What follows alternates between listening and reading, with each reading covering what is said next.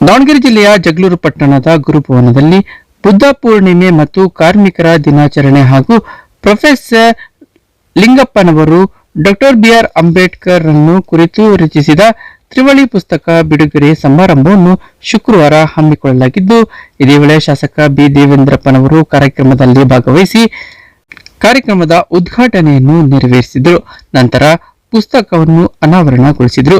ಬಳಿಕ ಕಾರ್ಯಕ್ರಮ ಉದ್ದೇಶಿಸಿ ಮಾತನಾಡಿದ ಅವರು, ನನ್ನ ಗುರುಗಳಾದ ದಲಿತ ಪ್ರತಿಭೆ ಪ್ರೊಫೆಸರ್ ಲಿಂಗಪ್ಪ ಅವರು ರಚಿಸಿದ ತ್ರಿವಳಿ ಪುಸ್ತಕ ಬಿಡುಗಡೆಗೊಳಿಸುವ ಅವಕಾಶ ಸಿಕ್ಕಿರುವುದು ನನ್ನ ಸೌಭಾಗ್ಯವಾಗಿದೆ.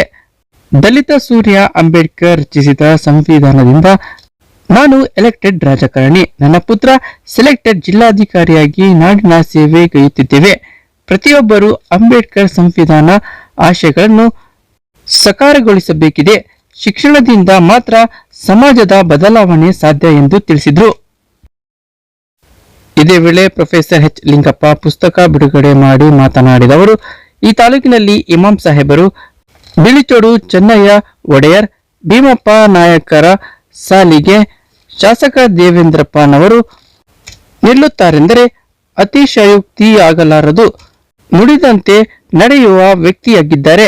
ಮುಂದಿನ ವರ್ಷವೂ ಸಹ ಇನ್ನೂ 3 ಪುಸ್ತಕಗಳನ್ನು ಶಾಸಕರಿಂದ ಲೋಕಾರ್ಪಣೆಗೊಳಿಸಲಾಗುವುದು ಎಂದು ತಿಳಿಸಿದರು.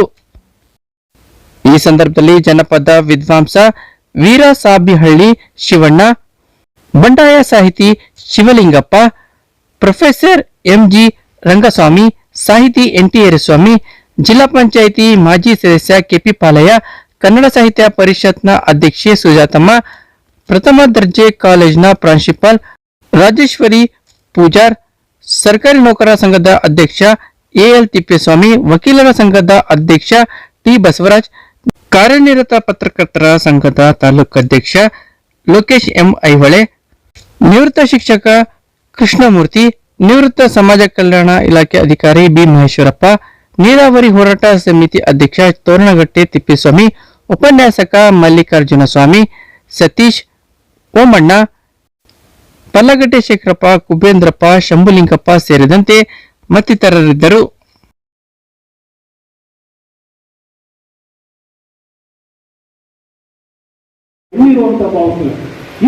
ಬಹಳ ಹೃದಯ ವಿಶ್ವಾಸವಾಗಿ ಒಂದು ಅಮಾನವೀಯವಾದ ನೀಚತನದ ಕ್ರೌರ್ಯ ಬಿದ್ದಾದರೂ ಕೂಡ ಸಾಧ್ಯ ಆಯಿತು.